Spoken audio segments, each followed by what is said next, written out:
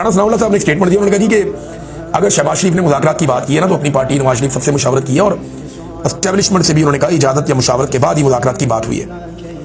कल राणा साहब एक स्टेटमेंट में ये कह रहे थे एक दिन पहले कि जनाब एस्टेब्लिशमेंट के पास तो आईनी इख्तियार ही नहीं है उनके पास मुज़ाकरात के अंदर बैठने का या बातचीत करने का।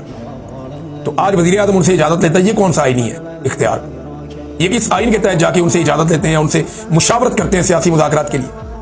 तो देखें ये हकीकत हमें मान लेनी चाहिए कि इस वक्त पाकिस्तान की एस्टेब्लिशमेंट ही निज़ाम को चला रही है, सब कुछ उन्हीं के कंट्रोल में है। लिहाजा उन्हीं के साथ सारे स्टेक होल्डर को बैठ के बात करनी पड़ेगी कि बस कर दो, आप अपनी डोमेन में वापस जाएं, पाकिस्तान को चलने दें, पाकिस्तान को आगे बढ़ने दें, पाकिस्तान को अपना काम करने दें। नाज़रीन, साकिब बशीर साहब ने भी अब खबर दी है, इंजीनियर मोहम्मद अली मिर्जा साहब के दावों को उन्होंने भी मुस्तरद कर दिया।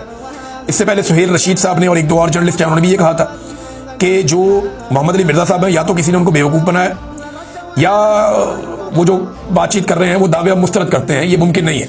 इमरान खान साहब बिल्कुल किसी और जगह पे ये लोग क्लेम कर रहे हैं। अच्छा, मेरी एक सोर्स से बात हुई तो उसने मुझे ज़्यादा कुछ नहीं बताया, लेकिन उसने मुझे कहा कि जी मैंने सुन लिया है जो कहा इंजीनियर मोहम्मद अली मिर्जा साहब ने। मैंने कहा मुझे ये बता दें कि जो बातें उन्होंने की हैं वो ठीक है। उन्होंने कहा जी नहीं, वो बातें दुरुस्त नहीं है। मैंने कहा वो ये क्यों कर रहे हैं, आपको समझ आई कुछ? उन्होंने कहा जी मैं इस बारे में कुछ नहीं कह सकता, लेकिन जो बातें वो कर रहे हैं वो दुरुस्त नहीं है।